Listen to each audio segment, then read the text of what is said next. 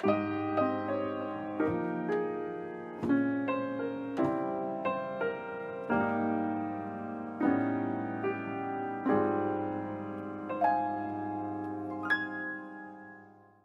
you all for joining, and I'm going to try and keep this focused and succinct.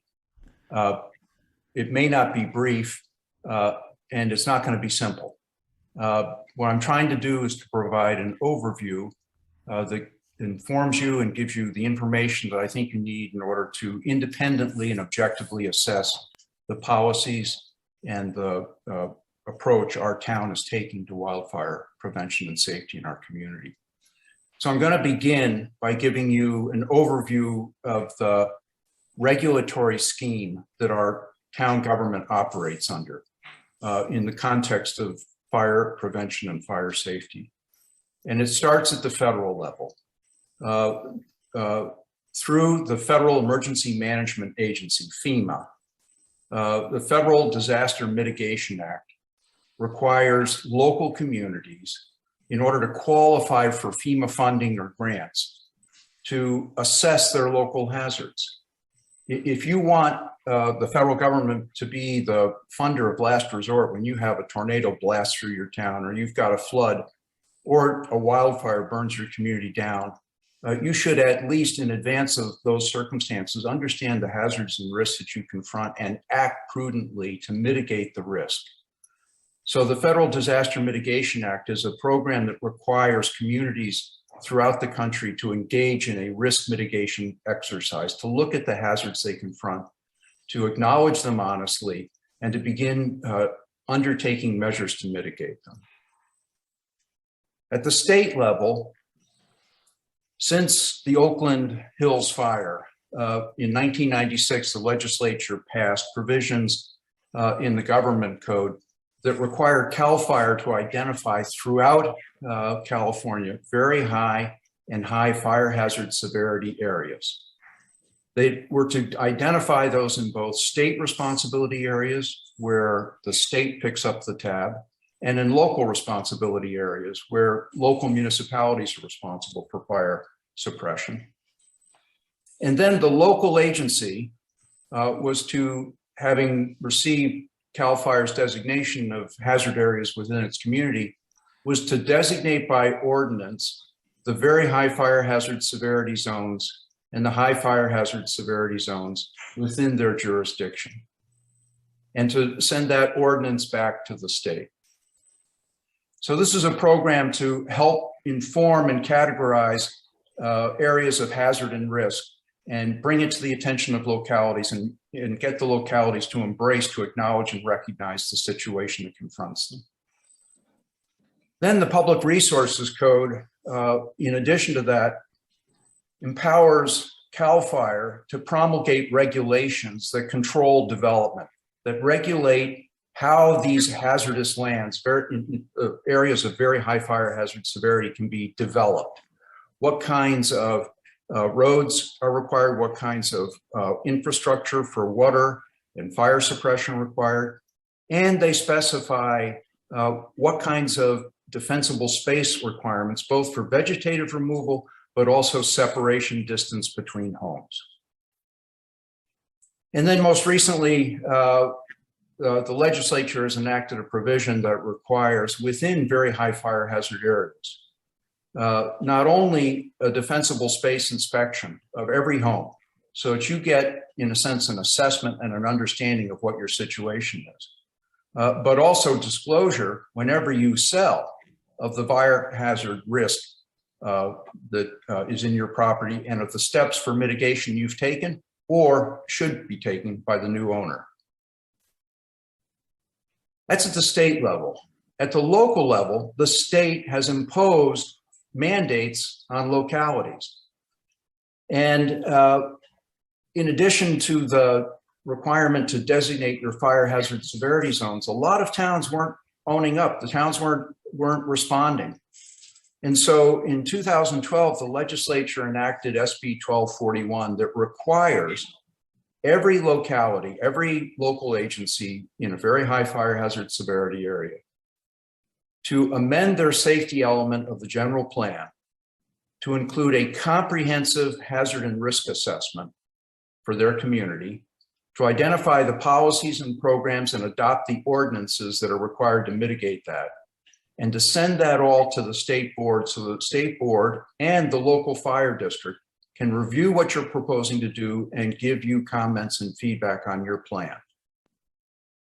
Since then, there have been enactments that require updating of that for climate change, and there's a specific provision that required by July 21, the town to adopt, revise the safety element to specify evacuation routes, capacity, safety, viability, to take on the need to understand our evacuation capability and emergency response.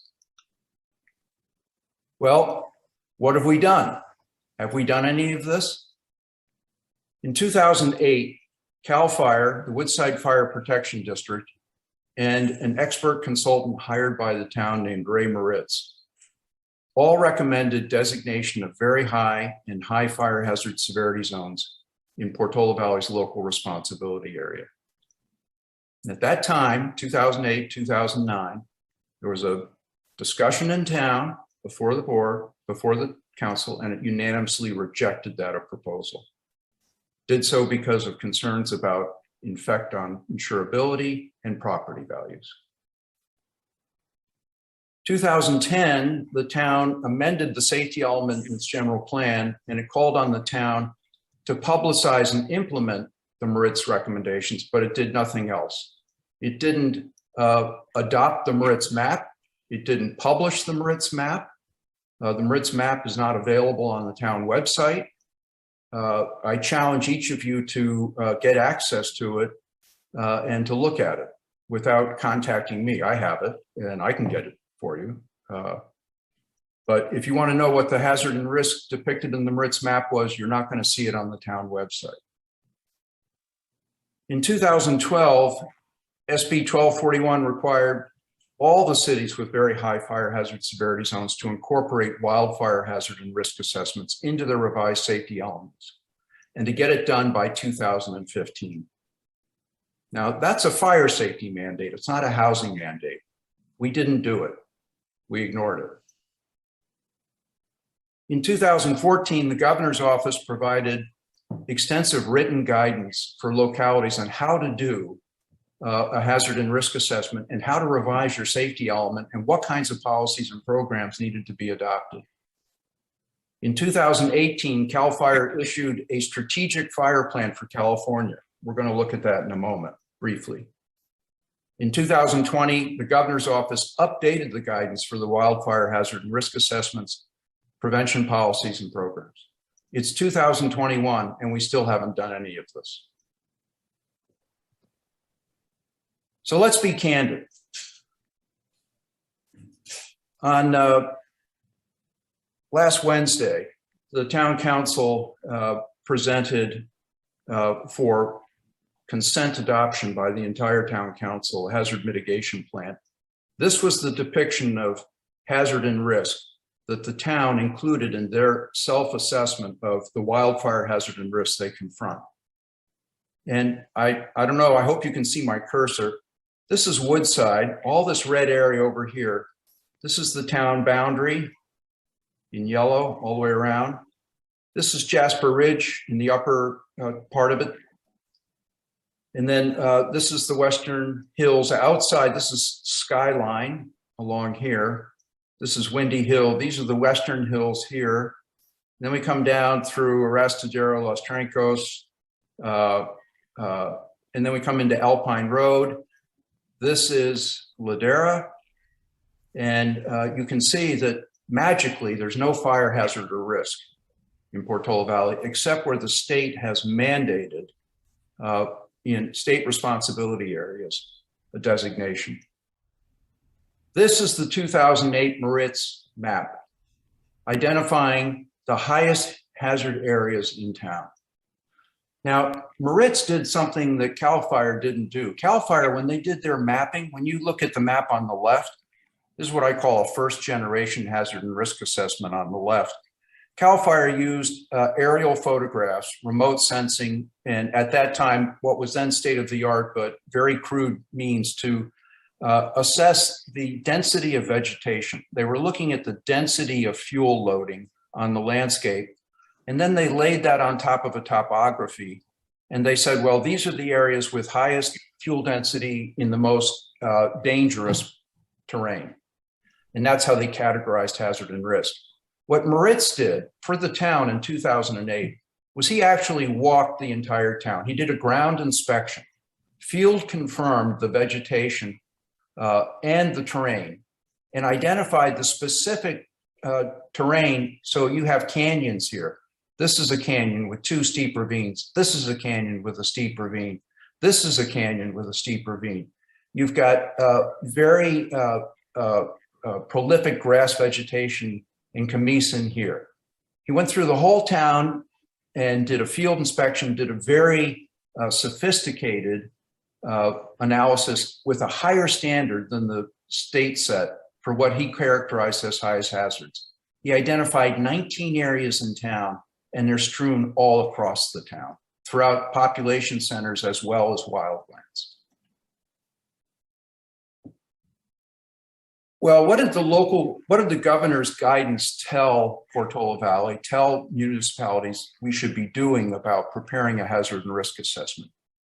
It said, first of all, well, complete your local hazard mitigation plan for FEMA. Do that, get that done.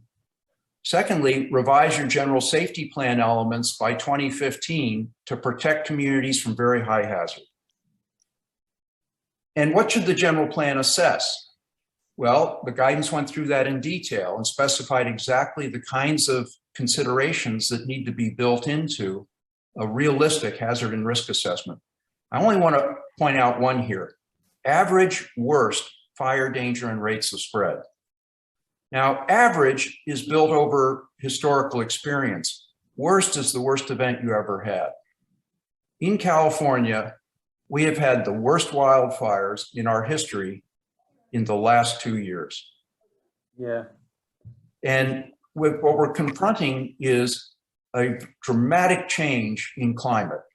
Dramatic means a 1 degree increase in temperature creates a dramatic effect on vegetation, aridity, and risk. Are you going somewhere or what? And what the planning is required to focus on is the worst fire danger. The planning is required to focus on what are we most likely, in the worst case scenario, likely to encounter. And then the last thing was to detail local prevention and mitigation measures. This was to have been done by 2015. It's 2021, we haven't done it. What did California's strategic fire plan? This is CAL FIRE after the Tubbs fire, before Paradise. This happened in August of 2018, 2 months before Paradise burned down. Jerry Brown, after Tubbs, got on CAL FIRE and said, come up with a strategic fire plan for the whole state. Identify the priorities. What's the most important? What's the next most important thing? Goal 1, identify and evaluate the wildland hazards and populations properties at risk. In other words, implement the hazard and risk classifications and profiling that are required under California law. And then, once you've done that, promote local land use planning processes to protect life, property, and natural resources. Now understand, this is very important to focus on. Goal 2 is to promote land use planning. That is, don't make it worse. Don't continue with hazardous development. Don't focus on just building and how you build a property. Focus on how you develop the property, how you use the property, where you place buildings on the landscape, because that's what's extending the hazard and risk into wildland communities. Goal 3, develop and implement local and regional plans to mitigate wildfire hazards and emergency readiness and response. And goal 4, reach out, educate residents and landowners, include them in these discussions, help them become aware of what's going on. Don't ignore the situation and act like it doesn't exist. In 2020, the governor's advisory came out with an update on how to do these hazard and risk assessments. And it's important because I want you to consider not that this is everything that's in the advisory. There's a lot in the advisory, but think of these principles as they apply to our community. Local governments should prepare wildfire hazard and risk assessments describing the existing fire hazard environment, the projected future changes in that, and the populations and assets at risk. It's the responsibility of our local government to do this work to inform its residents what situation we're confronting here and how it's going to evolve in the future. Avoid new land uses or developments in very high and high fire hazard severity zones and sites where modeling demonstrates unreasonable risk. Don't push this development into hazardous lands. Designate very high and high fire hazard severity zones as open space or other similar land use designations to buffer against wildfire threats, together with policies and programs to mitigate risk. Don't take these open spaces and turn them into yet more housing. Well, the legislature is growing increasingly impatient with the slow rate of progress among some municipalities in fire safety. And so in 2019, they adopted a provision that requires CAL FIRE to create what is called the Risk Reduction Communities Program. And that is to identify the communities that are seriously engaged in fire risk reduction in their community. What are the communities that are actually engaged in the best practices for reducing fire risk in their community? And this program has teeth because you have to be on this list in order to qualify for state grants from CAL FIRE. And to get on this list, you have to pass the first 4 required best practices. You have to do all 4 of these first things, and you have to do at least 2 of the 6 that remain. And I'm going to talk about 3 of these, the first 3. The very first thing that's a required practice to be on CAL FIRE's risk reduction program is you have to have adopted a town ordinance that designates the very high fire hazard severity zones in your town, and you have to have submitted that ordinance for approval from the state board. The second thing you have to do is you have to submit within those very high fire hazard severity zones any parcel map or any tentative map for subdivision or development within those areas. It has to be based on the state regulations regulating development in very high fire hazard severity zones. And only if you have done that and submitted those to the county and those then get submitted to the state, only if you are developing in accordance with the risk, in accordance with the regulations that apply to the risk, then do you qualify. And the third thing is you have to have submitted within the past 8 years an updated safety element. Remember, I talked about SB 1241. And that was supposed to have been done in 2015.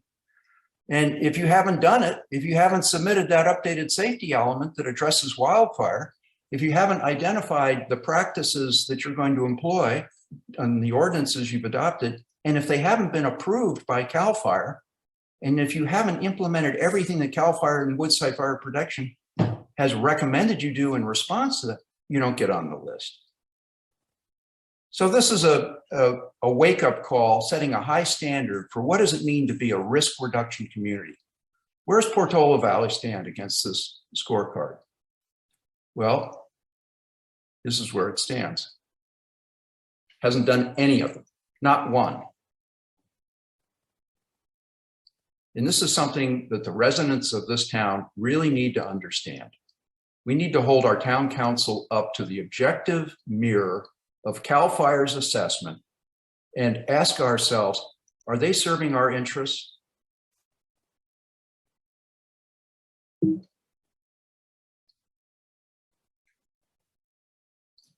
going to turn briefly to the hazard mitigation plan that was presented on the consent agenda at the last town council meeting. This was presented for unanimous approval without discussion or public debate. It was prepared over the last 6 months, as you can see, by the town.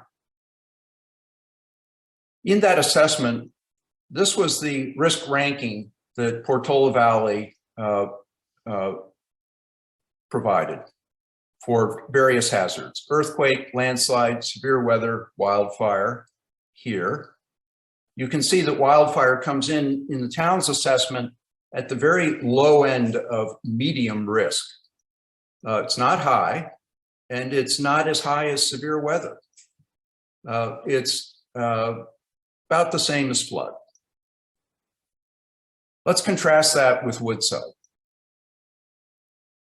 Woodside ranks wildfire as the #1 threat to its community, with almost 3 times the risk ranking as Portola Valley assigns.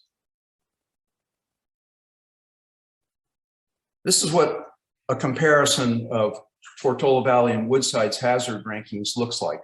Remarkable agreement about earthquake, landslide, severe weather, flood, drought.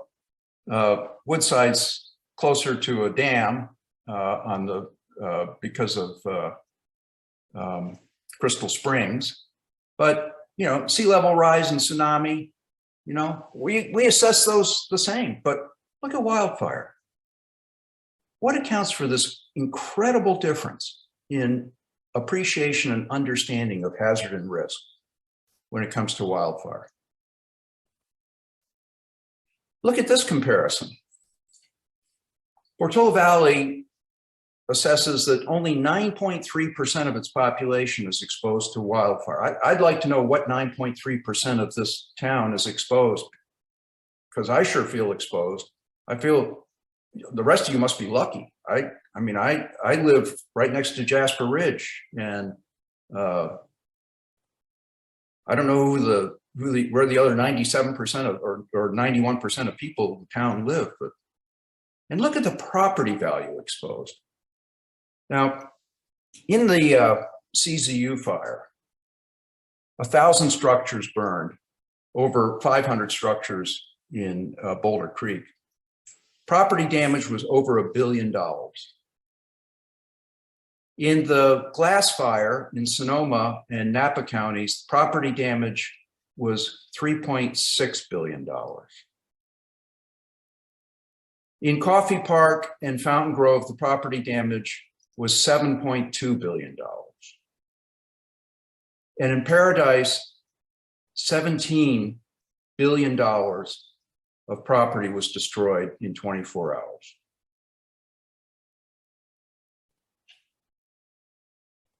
And Portola Valley is telling FEMA and us that less than $80 million worth of property is exposed to wildfire in our town. Now, just by reference, the assessed valuation, the assessed tax valuation in Portola Valley is $3.5 billion. That's tax value. The market value is probably closer to $5 billion.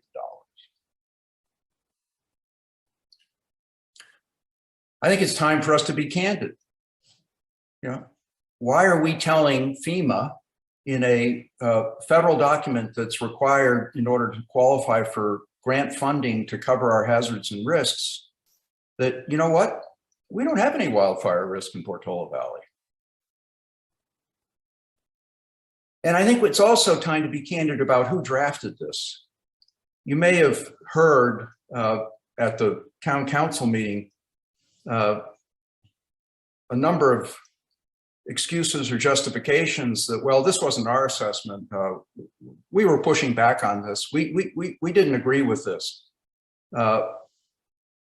Well, according to the hazard mitigation plan, there are 2 types of planning partners who prepared this: municipalities and special districts. The municipalities prepared their assessments. The special districts like Woodside prepared theirs. Woodside did not rank the hazard, and Woodside Fire District did not rank the hazard and risk within the municipality. Portola Valley did. Each participating planning partner prepared a jurisdiction-specific annex that had its hazard and risk assessment to this plan. And in the risk ranking exercise, each planning partner, Portola Valley, was asked to review the ranked risk specifically for its jurisdiction based on the impact on its population or facilities. Municipalities base this ranking on the probability of occurrence and the potential impact on people, property, and the economy. This was prepared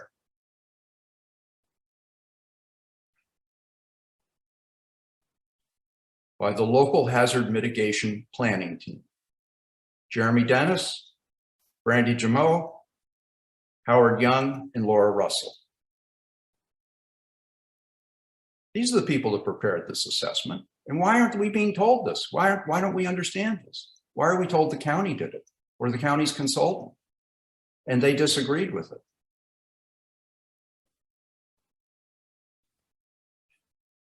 Last thing we're going to touch on here is the current hazard mapping is incomplete. And I think it's very important for you to understand this as residents because, for points that have been made about simplify this, and we need to simplify this message. And so you're going to hear a lot about hazard mapping. Well, hazard mapping says this, hazard mapping says that, this area is in the hazard. You need to understand what that hazard map is showing and what it's based on. CAL FIRE and Merit's hazard assessments are based on vegetation, topography, climate, crown fire, which is very intense vegetative fire potential, ember production, and fire history. Those are the elements upon which the hazard and risk assessment are based. They're not based on structural fuel loading or the total energy density of hazardous terrain. What's that mean? Well, that means that these hazard maps are based on only a part of the fuels that feed a wildfire. They don't consider, there is no consideration whatsoever of the structures and of the vehicles and of the other infrastructure that also adds to, and in many cases exceeds, the energy potential, the enthalpy of the energy released by a fire. And what's happened is that we're now, as a result of Coffee Park, Fountain Grove, the Tubbs Fire, Paradise, the Calder Fire, the CZU Fire, the Glass Fire, count them right and left. What we're now beginning to recognize and understand is that the structural fuels and the total energy density is what's driving the massive destruction, the catastrophic destruction when it occurs in these fires. We can't ignore the contribution that these structural fuels and the vehicle fuels are adding to these fires. And so when we do a hazard and risk assessment, we've got to go beyond just looking at vegetation. And here's an example that brings home what I'm talking about. This is CAL FIRE's hazard mapping of Coffee Park, right here, and Fountain Grove. Yellow is low, brown is medium, red is very high fire hazard. These communities burned to the ground in less than 8 hours. And the hazard wasn't even mapped, wasn't recognized, because they didn't consider the hazard or risk of structural fuel density.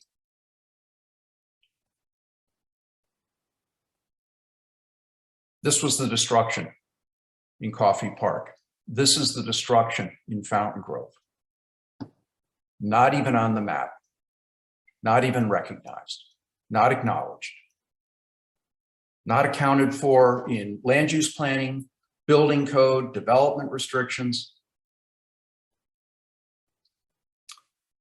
So if we're going to do a comprehensive hazard and risk assessment, we have to go beyond the first generation mapping of CAL FIRE, which doesn't recognize and doesn't require the town to recognize the hazard and risk within our town. We got to go beyond the second generation mapping of Merit's, which looks through the whole town and sees, yeah, there's a hell of a lot of hazard and risk here, but is based entirely on vegetative hazard and risk. And then we've got to look at all of the houses, all of the structures, the density of the houses, the construction of the houses, and the fuel that they add to any fire that starts in this town or comes to this town. That's what a real hazard and risk assessment entails. And that's what we should be demanding for our protection. This is a letter that Don Bullard sent to the Woodside Town Council on December 13th, 4 days after he spoke to our town council, 5 days after he spoke to our town council on December 8th. I just want to share, this is up on the Woodside Town Council. I can provide the links for you if you want to read the letter yourself. He since sent a second letter which embellishes and expands on this. I just want to read a few passages from it for you. SB 9 would encourage much more structure density and people to live in very high and high fire severity areas, increase the risk of ember cast structure ignitions, structure to structure fire spread, and increase the risk of clogged roads. I cannot stress enough how this could lead to the potential loss of life for residents and fire personnel. Homes and neighborhoods built in and among the wildlands are not just vulnerable or exposed to wildfire. They are an important cause of catastrophic destruction. There aren't quotes around this, but this is a quote from his letter. Compelling evidence clearly demonstrates that increased density and an adequate separation of buildings from one another can be the most significant cause of home-to-home ignitions and fire spread. Now, focus on this last point, that inadequate separation of buildings, because buildings are such a major source of enthalpy, of fuel for fires. Inadequate separation of buildings can be the most significant cause of home-to-home ignitions and fire spread. That's why the hazard mapping that needs to be done has to look at the location of housing and the construction of housing.